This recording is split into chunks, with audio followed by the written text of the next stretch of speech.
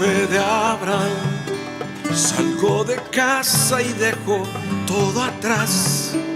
Estoy dispuesto a todo con el Señor. Hoy le obedezco porque es Dios amor. Soy peregrino siguiendo a José. Confío en Dios sin importar el camino. Sé que hay un plan de amor para mí, que al final me salvará de Egipto. Este es mi credo, credo, credo. Grita que Dios es la razón de mi fe. Este es mi credo, credo, credo. Soy peregrino porque voy junto a Él. Voy caminando con la iglesia. Nubes de fieles van hacia Él. Testigos de amor cuentan con su vida esta historia hasta la eternidad.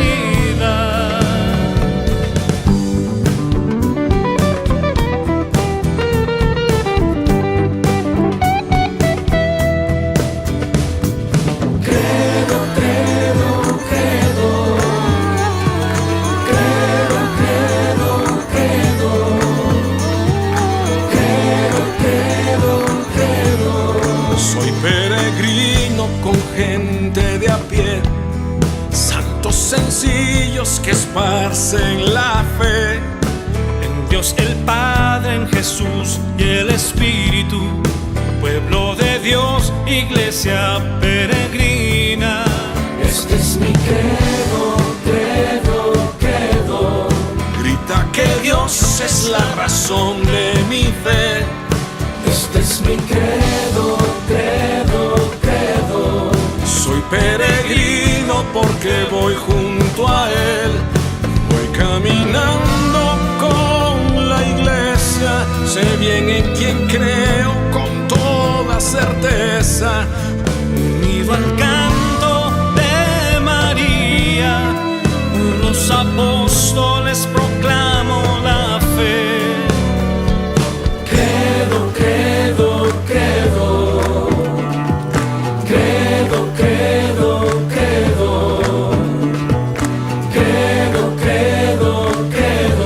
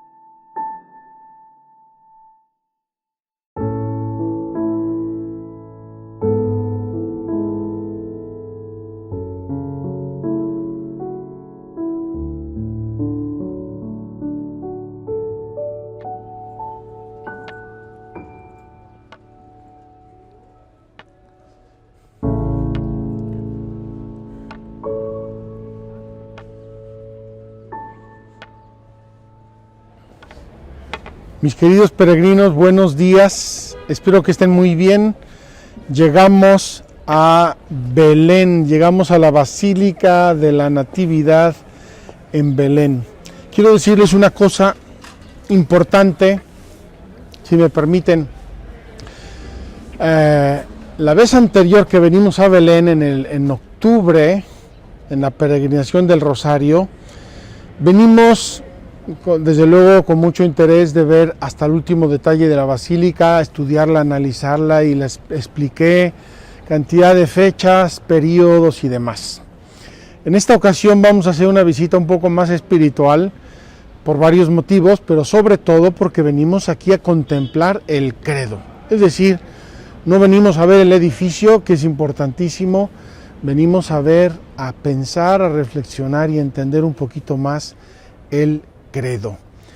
Y esa es la petición con la que vamos a entrar en esta basílica. En todo caso, dos palabras se las digo con mucho gusto. La Basílica de la Natividad es el templo cristiano más antiguo del mundo. Es una basílica constantiniana, es decir, la mandó construir el emperador Constantino y su madre Santa Elena, por lo tanto estamos hablando en torno al año 330 aproximadamente. Ha tenido varias intervenciones y transformaciones fuertes a lo largo de los siglos por muchos motivos, sobre todo en el año 521 con el emperador Justiniano, que consideró que era pequeña, era de 3 naves, la agrandó a 5 naves y la embelleció más. Fíjense lo que les estoy diciendo y me parece importante para las reflexiones que vamos a hacer hoy. La construyen en el 330, en el 521 la agrandan, son 2 siglos enteros.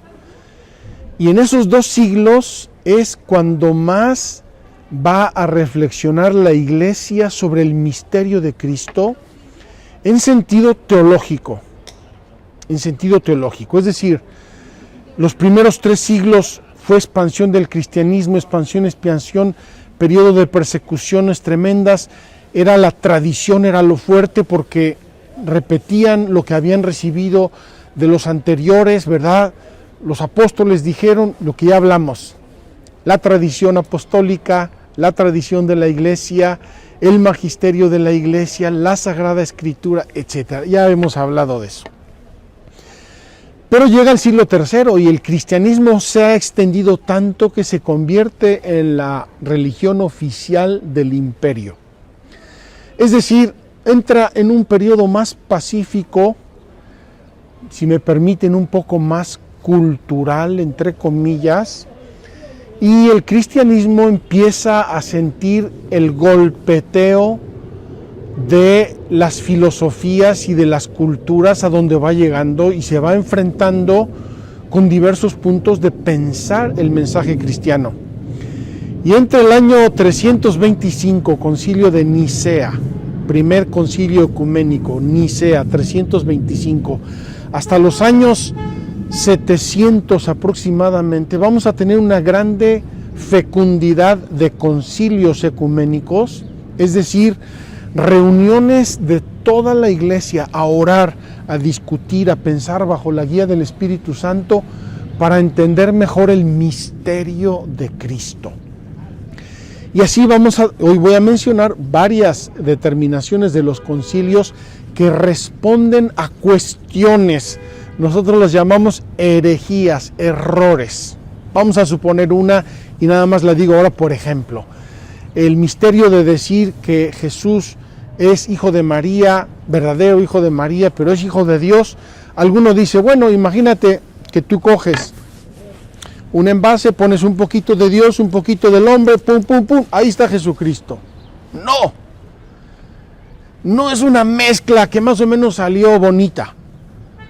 Jesucristo es el Verbo eterno de Dios, verdadero Dios, y es el Hijo de María, verdadero hombre. Entonces, se dieron, repito, diversos tipos de problemas, de críticas, de herejías, de cuestionamientos, y eso hizo que la Iglesia se viera obligada a reflexionar, a pensar, incluso a crear nuevos términos, como el término persona, por ejemplo, el término substancia. Son términos muy serios de la filosofía y de la teología que explican o intentan explicar el misterio de Cristo. Entonces, queridos hermanos, lo digo porque en esta basílica, en la parte superior de la basílica, en ambos lados, están mosaicos maravillosos que tienen los textos, las resoluciones de los concilios. Fíjense, esta iglesia fue testigo de los grandes primeros concilios ecuménicos: Nicea, Constantinopla, Calcedonia, Antioquía, Éfeso. Para los que tienen un poquito de conocimiento, todo esto les suena. Esta iglesia ya existía, fue testigo, y las resoluciones de los concilios están escritas en los mosaicos arriba, que luego vamos a ver. Bien, una interpretación espiritual de la entrada de la basílica. Esa puertecita la hicieron para que no entraran los musulmanes con camellos y caballos, pero se le ha dado una interpretación espiritual y que me parece importante y hermosa. Hay que agacharse, hay que agachar la cabeza, hay que hacerse pequeño para entrar en un misterio tan grande. Aquí no vale el superinteligentísimo genio que sabe todo, conoce toda la historia, entonces nos va a explicar. No vale. Aquí vale el humilde, el sencillo, el que dobla la rodilla, el que ora, el que le pide a Dios la gracia de entender cómo es posible que Dios, el Dios eterno, la palabra, el logos, se haya hecho un niño y haya venido a esta gruta a nacer para vivir con nosotros, por nosotros y para salvarnos. Antes de que llegáramos nosotros, vi llegar un señor de Belén, grande, más grande que yo y más fornido, con un niñito, lo traía de la mano y le venía explicando, creo que era su abuelo o su bisabuelo, porque era una persona mayor, traía a su hijito y le venía explicando que esta era la iglesia de la Natividad. Y Dios, hermanos, qué hermoso hacernos niños y entrar aquí con los ojos abiertos como ventanas y el alma, el corazón, para pedirle a Dios que nos deje entrar en este misterio de amor, en este misterio gigante. Vamos a entrar también nosotros, vamos a hacer inmediatamente nuestra catequesis a la entrada de la basílica, con la grande basílica de la Natividad por detrás, y luego vamos a hacer un recorrido un poco breve para ir a adorar la estrella, el lugar donde, no adorar la estrella, para ir a venerar la estrella donde nació Jesucristo, el Hijo de Dios, y espero que vengan conmigo, vengan con su corazón de niños, para que también ustedes adoren al niño Jesús.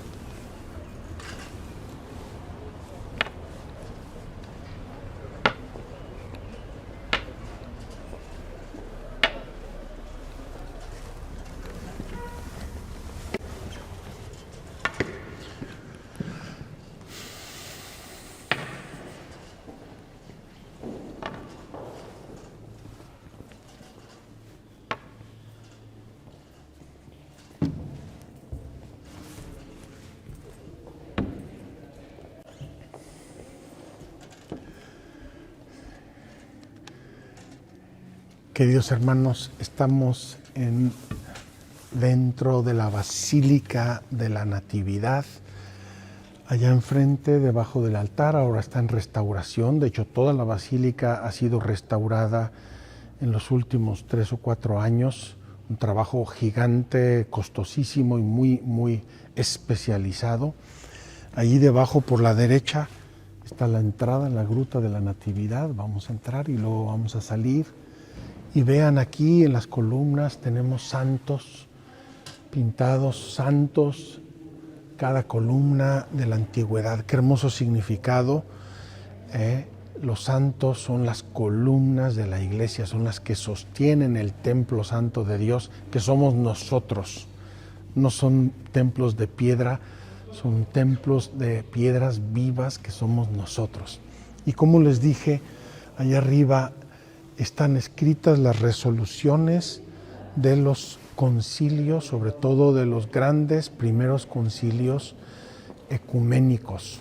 Muy importantes esos concilios, porque en ese tiempo la iglesia no se había dividido todavía entre Oriente y Occidente y todas las divisiones que siguieron después. Queridos hermanos, aunque soy peregrino y debo cargar mi mochila, la verdad me está cansando, vamos a dejarla para ir a nuestra catequesis. Vamos a pedirle a Dios que Felipe aguante la cámara sin mucho movimiento, porque vamos a estar aquí un ratito. Vamos a tratar de explicar este grande misterio.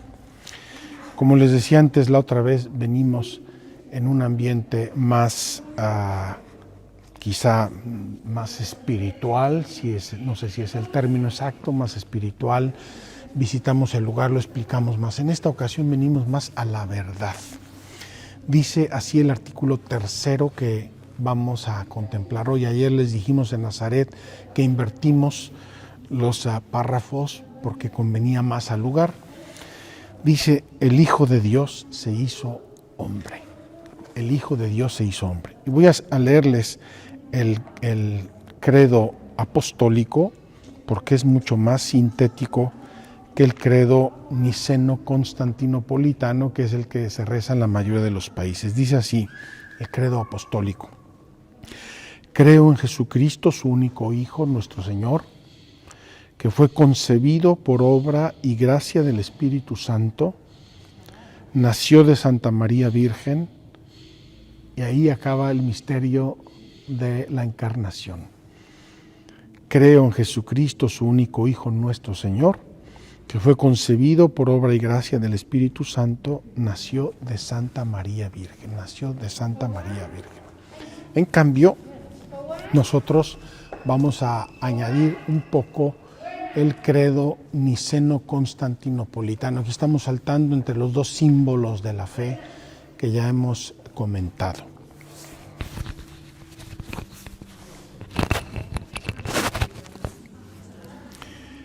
Dice así el credo: por nosotros los hombres y por nuestra salvación bajó del cielo. Entonces nos está dando primero la razón. ¿Por qué el Verbo eterno de Dios se hizo hombre? Primero, por nosotros. No existe otra razón. Por nosotros los hombres y por nuestra salvación, salvación del pecado, de la muerte, etcétera, etcétera, todo lo que ya dijimos a propósito de la caída. Bajó del cielo, primera cosa. Esto lo va a repetir luego San Pablo en los Filipenses. Dejó su categoría de Dios y se hizo esclavo, se hizo un hombre. Bajó del cielo. Y por obra del Espíritu Santo, es decir, por acción total y absoluta de Dios, se encarnó de María la Virgen y se hizo hombre. Se encarnó, tomó una carne humana mortal como la nuestra, animada por una alma humana racional como la nuestra. Queridos hermanos, entonces yo quiero solo hacerles una primera reflexión. Dios nuestro Señor podía haber redimido a la humanidad de millones de modos, millones. Pero Él quiso hacerse hombre por nosotros. Él quería salvar a los seres humanos y asumió nuestro ser humano por amor. No existen explicaciones, ni discursos, ni entelequias. Por amor, Dios quiso hacerse hombre y así nacer de la Virgen María. Se hizo hombre.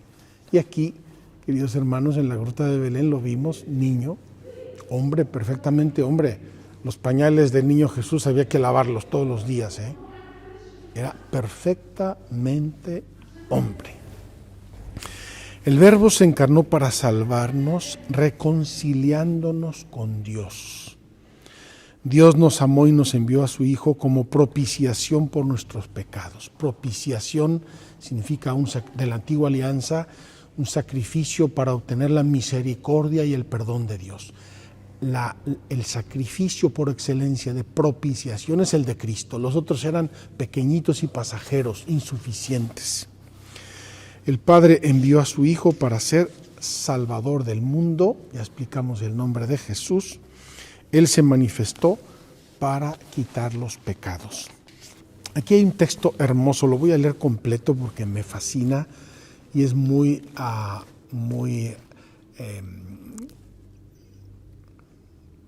explícito.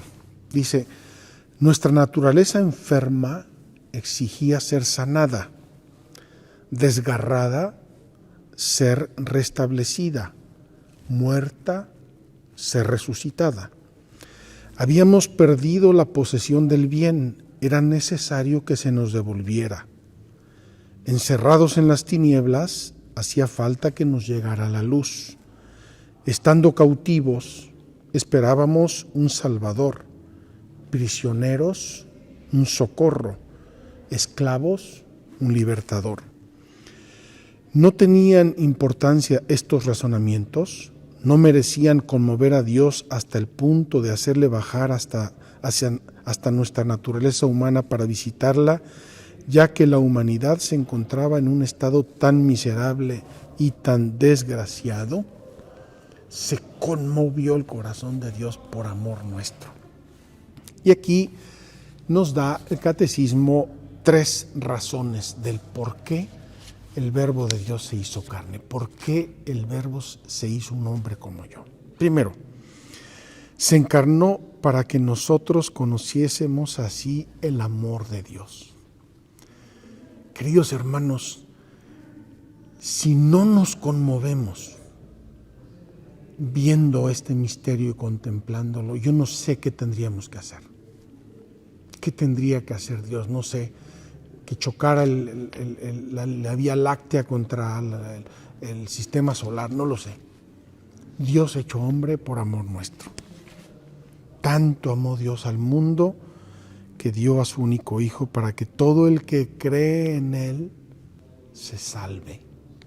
Segunda razón, el Verbo se encarnó para ser nuestro modelo. Y Jesús lo dirá muchas veces, y los apóstoles lo dirán muchas veces. Jesús es la encarnación de las bienaventuranzas. Jesús va a vivir la ley hasta la última coma. Por lo tanto, nos está enseñando cómo quiere Dios que vivamos y nos lo va a decir. Aprended de mí, que soy manso y humilde de corazón. Darnos ejemplo de vida. Tercero, el Verbo se encarnó para hacernos partícipes de su naturaleza humana. Queridos hermanos, nos hizo hijos de Dios a nosotros. Por eso, en la Sagrada Escritura y en la liturgia aclamamos a Jesucristo como el primogénito, es decir, el primero de muchos hermanos. ¿De cuántos? De todos nosotros. Quiero comentarles que en la misa, cuando el sacerdote mezcla en el vino una gotita de agua, es el significado de que Dios es el vino y nuestra humanidad es una gotita de agua que se funde, se mezcla con el vino. Y el sacerdote dice una oración maravillosa. Per eius aquae et vini mysterium, eius efficiamur divinitatis consortes, qui humanitatis nostre fieri dignatus est particeps. Decimos así: por la mezcla de esta agua y este vino, te pedimos, Señor, poder participar de la divinidad de aquel que se dignó participar de nuestra humanidad.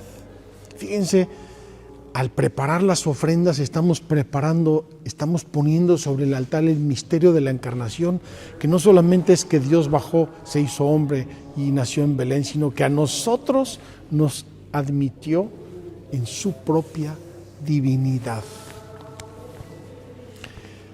Segundo, la encarnación. ¿Por qué? Ya vemos el por qué. ¿Por qué Dios se hizo hombre? Segundo, la encarnación. Y la Iglesia llama encarnación, vamos a dar la definición, al hecho de que el Hijo de Dios haya asumido una naturaleza humana para llevar a cabo por ella nuestra salvación. Queridos hermanos, este es el misterio de la encarnación, el hecho de que el Hijo eterno de Dios se haya haya asumido una naturaleza humana, es decir, se haya hecho hombre, perfecta y verdaderamente hombre, para a través de esa naturaleza humana llevar a cabo la obra de nuestra salvación. Y aquí me recuerdo a San Ignacio de Loyola, que al contemplar este misterio pone en escena la Santísima Trinidad viendo al mundo. El Padre, el Hijo y el Espíritu Santo están conversando, están viendo el mundo pobre, herido, lastimado por el pecado, por las guerras. Y en esa contemplación delibera la Santísima Trinidad con mucho amor infinito, vamos a salvarlo, y entonces deciden que venga el Hijo y que se haga hombre. Es un modo como San Ignacio de Loyola contempla este grande misterio, pero tiene mucho de razón, es una decisión amorosísima de Dios. Y quiero inmediatamente subrayar un concepto teológico que nos va a acompañar un poco en varias de estas reflexiones. Este concepto teológico dice: unus de Trinitate, una de las personas de la Trinidad, una de las personas. Seguramente el designio y el amor y la decisión fue de la Trinidad, de Dios, de nuestro Dios, Padre, Hijo y Espíritu Santo, pero unus de Trinitate, uno de ellos, el Hijo, se encarnó y se hizo hombre. Así nos dice la Sagrada Escritura: tened entre vosotros, es la carta a los Filipenses, tened entre vosotros los mismos sentimientos que tuvo Cristo Jesús. Y aquí San Pablo cita unas frases que ya circulaban entre los primeros cristianos como una primera expresión del credo. Cristo, el cual, siendo de condición divina, no retuvo ávidamente el ser igual a Dios, sino que se despojó de sí mismo, tomando condición de siervo, haciéndose semejante a los hombres y apareciendo en su porte como hombre. Y se humilló a sí mismo, obedeciendo hasta la muerte y muerte de cruz. Queridos hermanos, este himno que repite San Pablo a los Filipenses circulaba ya entre los primeros cristianos casi como el primer núcleo del credo sobre la persona de Jesucristo. Estas expresiones tendríamos que grabarlas en nuestras casas, en el frontispicio de nuestras casas, junto con nuestro credo. La fe en la verdadera encarnación del Hijo de Dios es el signo distintivo de la fe cristiana. Queridos hermanos, el cristianismo está fundado en Cristo. ¿Quién es Cristo? El Mesías, el ungido, el enviado por Dios, que se hizo hombre. Luego, queridos hermanos, la teología y la Sagrada Escritura. Paula, si me presta el Yucat, por favor. La Sagrada Escritura, en la tradición de la Iglesia, van a hacer un grande trabajo. Voy a leer solamente un párrafo como resumen, porque es imposible. Yo estudié este tema durante meses, durante mi teología. Simplemente voy a enunciar un párrafo de todas esas jaloneos que tuvo el conocimiento de Cristo en los primeros siglos del cristianismo. Dice así: ¿qué significa que Jesucristo es a la vez verdadero Dios y verdadero hombre? ¿Qué significa esto, verdadero Dios y verdadero hombre? En Jesús, Dios se ha hecho realmente uno de nosotros y con ello nuestro hermano.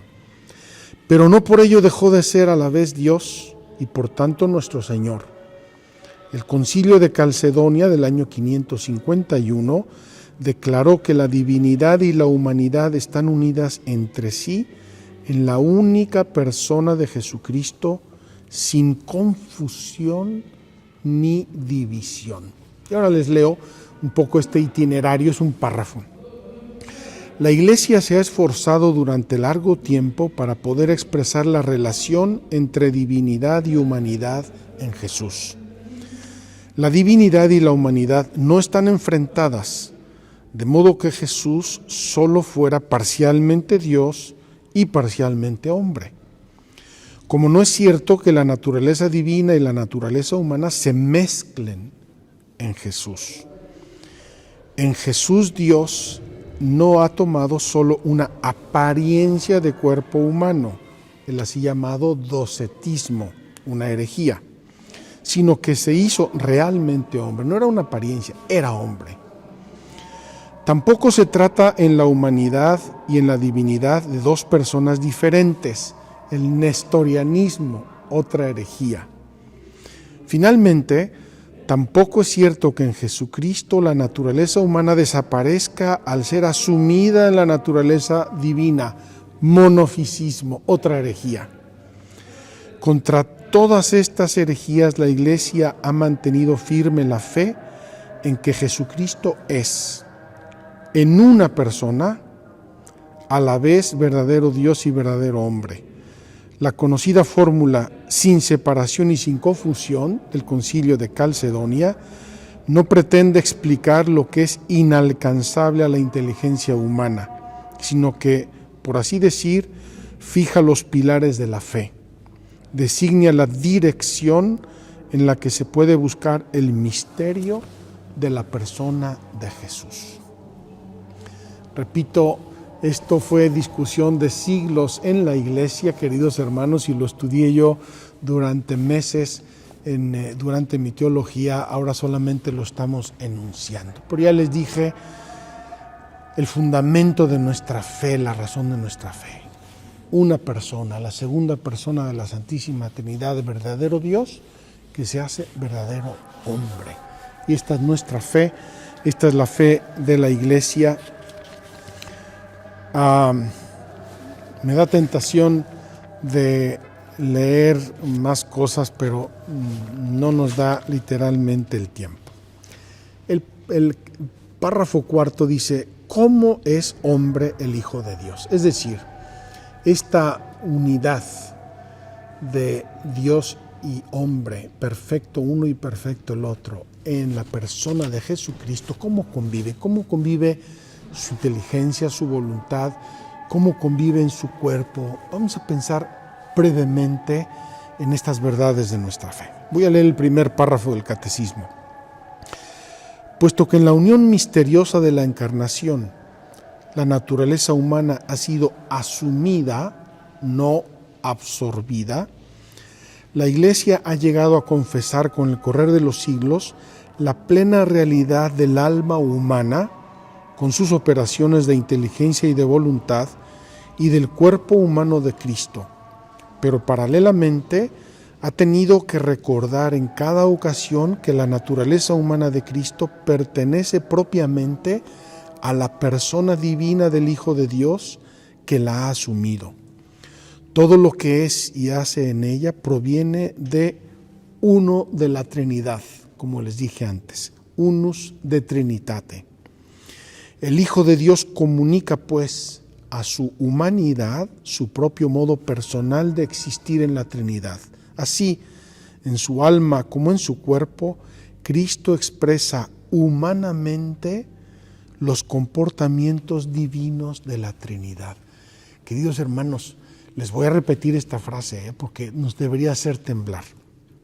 Así, en su alma como en su cuerpo, Cristo expresa humanamente los comportamientos divinos de la Trinidad. Y aquí deberíamos caer de rodillas y deberíamos tomar el Evangelio y ver cada gesto, cada paso, cada palabra, cada sentimiento que nos recuerda el Evangelio, porque es la Trinidad que está reluciendo a través de la humanidad de Jesucristo. El alma y el conocimiento humano de Cristo. Queridos hermanos, dice el Evangelio que Jesús se fue a Nazaret con sus padres y que crecía en inteligencia, gracia y estatura. Crecía, es decir, Jesús se sometió humanamente al proceso del conocimiento, del aprendizaje, fue a clases como todos los niños de Nazaret, iba a la Bet Midrash, a la escuela de la sinagoga, y aprendía y le explicaron muchas cosas y San José y la Virgen le habrán explicado y enseñado muchas cosas, y cuando se pierde en el templo, dice el Evangelio, lo encontraron en medio de los doctores preguntándoles, es decir, estaba aprendiendo de los doctores. ¿Cómo convivía la inteligencia de Dios con la inteligencia humana? Es un misterio, pero Jesús se sometió al aprendizaje. Y también, obviamente, en sus enseñanzas, en sus puntos de vista, varias veces los evangelios nos muestran que Jesús conocía los designios de Dios, iba expresando los designios de Dios, sabía lo que los hombres tenían en su corazón, leía lo que estaban pensando. Y así va Jesús demostrando que tiene la inteligencia de las cosas como verdadero Dios y la inteligencia de las cosas como verdadero hombre. En resumen, las gentes dirán en diversas ocasiones del Evangelio: nunca nadie nos ha hablado así. Nunca nadie nos ha hablado así. Nunca nadie ha explicado los misterios, las leyes de Dios, los mandamientos de Dios en un modo tan simple y tan sencillo. Los puede entender el último, más humilde persona de las selvas, de donde sea, hasta el más inteligente de la humanidad y el más estudiado. Todos podemos entender con claridad, con nitidez, con inmediateza los misterios de Dios a través de las enseñanzas de Jesucristo. La naturaleza humana, en cuanto que estaba unida al Verbo, conocía todas las cosas, incluso las divinas, y manifestaba en sí todo lo que conviene de Dios. Lo que en algún momento reconoce ignorar en algún campo Jesús, porque le preguntan y dice: esto yo no lo sé, solamente lo sabe mi Padre, declara en otro lugar que no tenía la misión, el mandato de su Padre de revelarlo. En el capítulo 15 de San Juan, 15, 16, 17, que es donde Jesús nos revela más su intimidad y nos habla más de sus relaciones con el Padre y de su persona divina, dice: yo solamente les he enseñado lo que recibí de mi Padre. Tal como el Padre me pidió, así he hablado y esto es lo que he hecho. No creáis a mí, creed las obras que hago porque mi Padre me mandó a hacerlas. Queridos hermanos, la humanidad de Cristo es la transparencia de la Trinidad. Que no se nos olvide, no es un cuento bonito, edificante, no es un super líder, mega superstar como la famosa obra de teatro y película. No, es nuestro Dios y Señor, es nuestro Salvador, y en su humanidad nos está transparentando su divinidad. La voluntad humana de Jesús también obviamente se conformó a la voluntad divina de Cristo. Y así Jesús muchas veces expresa su voluntad. Esto lo quiero y lo quiero así. Y ahora voy a hacer esto porque es mi voluntad. La voluntad humana y la voluntad divina que convivían. El cuerpo de Cristo es un cuerpo sacrosanto porque también en su humanidad refleja a su divinidad, y por eso nosotros hacemos esculturas de Cristo, por eso hacemos retratos de Cristo. Y incluso en el periodo iconoclasta, cuando quemaron todas las imágenes y dañaron todas las imágenes de todos los frescos y mosaicos y de todo, era una herejía iconoclasta, porque nosotros cuando veneramos una imagen, no veneramos la imagen, sino la persona representada en la imagen. Queridos hermanos, si yo tengo una foto de mi mamá, a quien quise muchísimo y la sigo queriendo muchísimo, y le doy un beso a su fotografía, no estoy besando un pedazo de papel. Estoy expresando que quiero besar a mi madre. Y eso es lo que nosotros hacemos cada vez que veneramos las imágenes santas. Y en esto termino, queridos hermanos, el corazón de Jesús. El corazón de Jesús expresa el amor de Dios, y por eso en los últimos tiempos se ha expresado tanto este modo humano, el corazón de Cristo, el sagrado corazón de Jesús, el modo humano de conocer el amor de Dios. Está empezando la procesión de los franciscanos y vamos a ver si podemos seguirla para entrar a la gruta con ellos. Vengan con nosotros.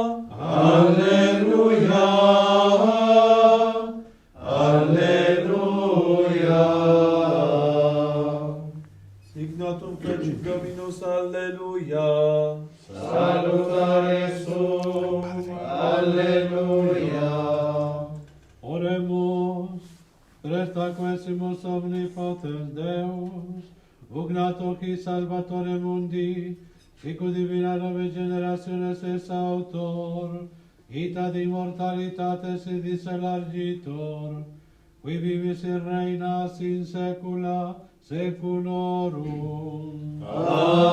Amen. Pater noster, qui es in celis, sanctificetur nomen tuum, adveniat regnum tuum, fiat voluntas tua, sicut in cielo et in terra. Panem nostrum quotidianum da nobis hodie, et dimitte nobis debita nostra, sicut et nos dimittimus debitoribus nostris, et ne nos inducas in tentationem, sed libera nos a malo. Amen. Ave Maria, Gratia plena Dominus tecum, benedicta tu in mulieribus, et benedictus fructus ventris tui, Iesus. Santa Maria, Mater Dei, ora pro nobis peccatoribus, nunc et in hora mortis nostre. Amen. gloria Patri et Filii et Spiritus Sanctus. Sicut erat in principio et nunc et semper, et in saecula saeculorum. Amen. Quando venit ergo sacri, Plenitudo temporis, nixos festa parce Patris, natus orbis conditor, atque ventre virginali, carne factus prodigi. Vagit infans inter harcta. Queridos hermanos, está incensando en este momento el pesebre, la gruta del pesebre en la gruta de la Natividad. Et pedes manusque crura, stricta pingit fascia. Equa patri filioque. Inclito paraclito. Ahora está incensando el altar de la adoración de los magos dentro de la misma gruta. Cuius alma nostre demic, atque serva al gracia. Amen.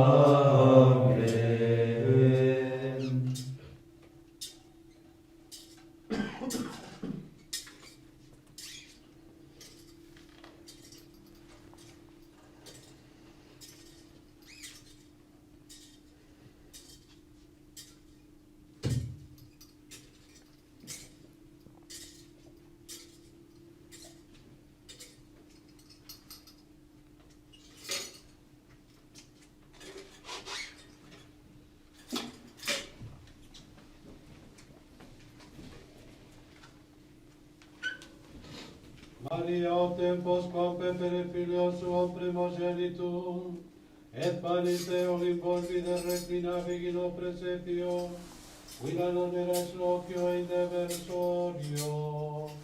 Consideravi opera tua et expavi. In medio tuorum animalium.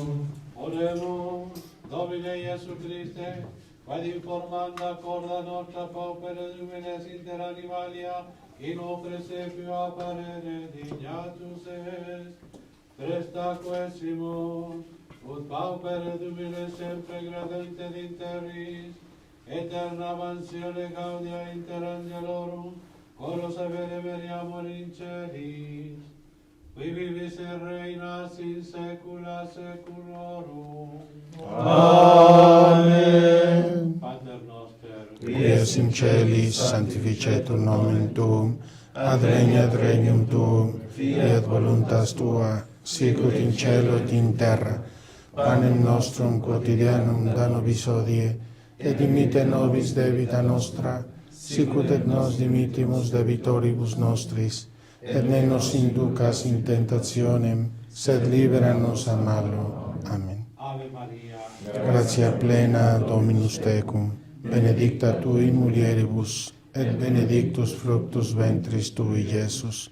Santa Maria, Mater Dei, ora pro nobis peccatoribus, nunc et in hora mortis nostre. Amen. gloria Patri, Filio et Spiritus Sanctus. Sicut erat in principio et nunc et semper, et in saecula saeculorum. Amen. Adeste fideles, Leti triumphantes, venite, venite, in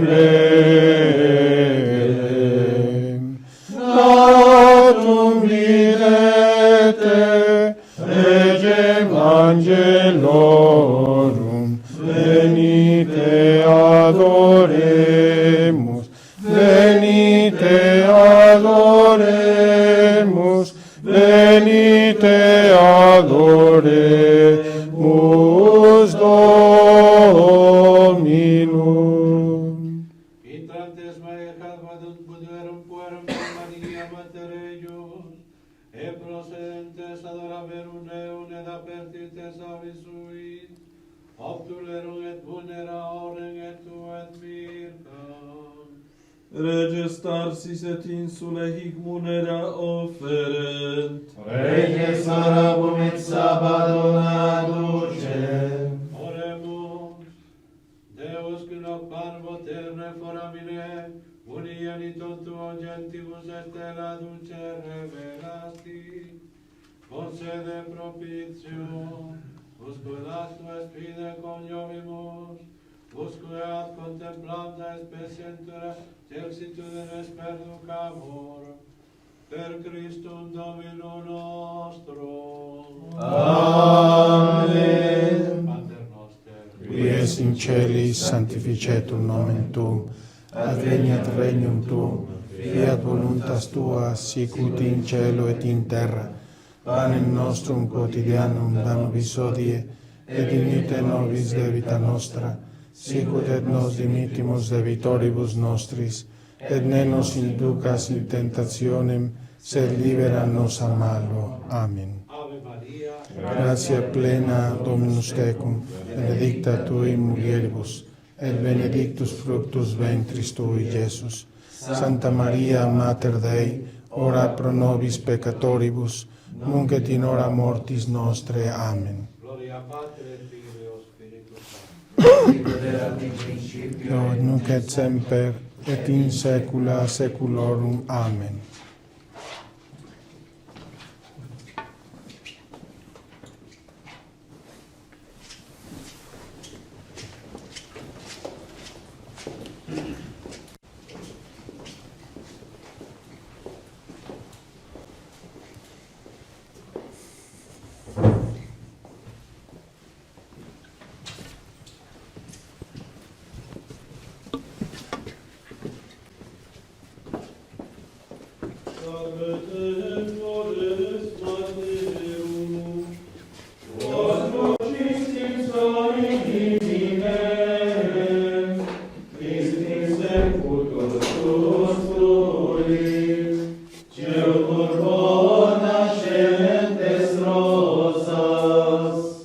Vos priva Christi victiva, Eximolatorum tenem,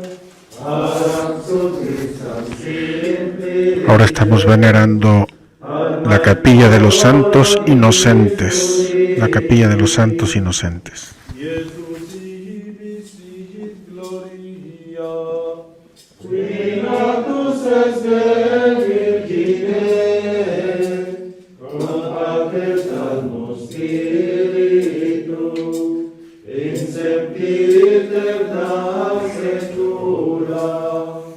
Amen.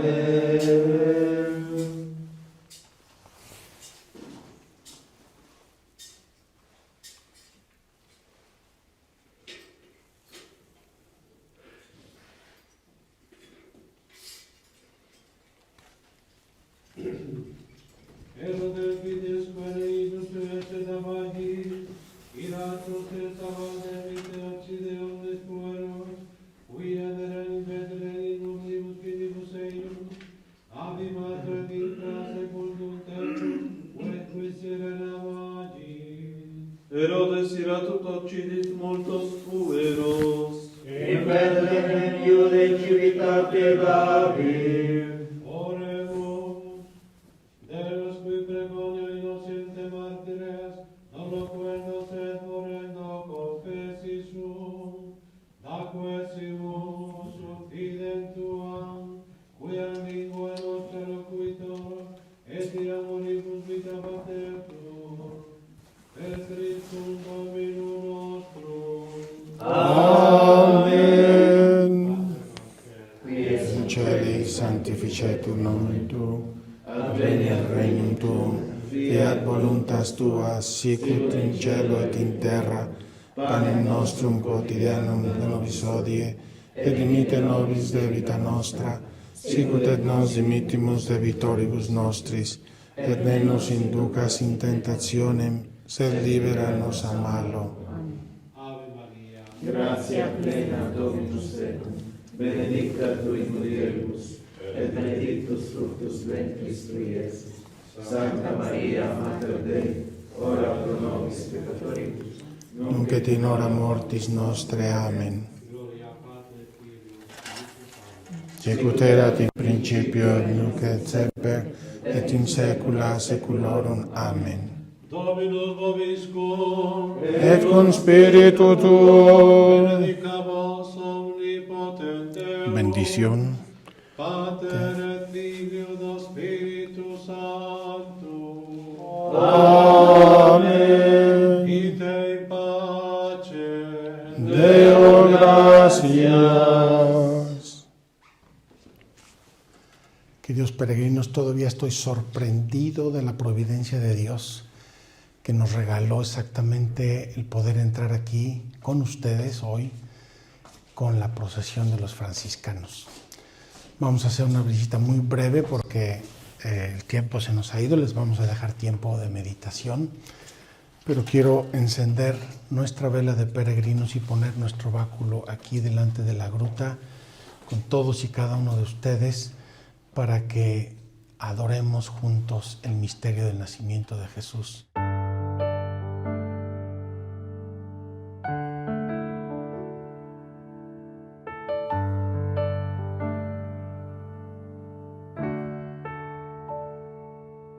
Me pidieron que explicara qué es la fe. Me di cuenta que no hallaba las palabras y tratando de encontrarlas lo dudé.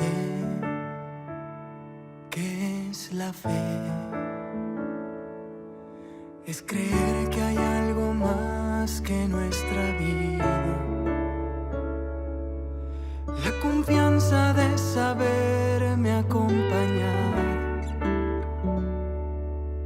Entender que por amor yo fui creado, que ni un alma está perdida.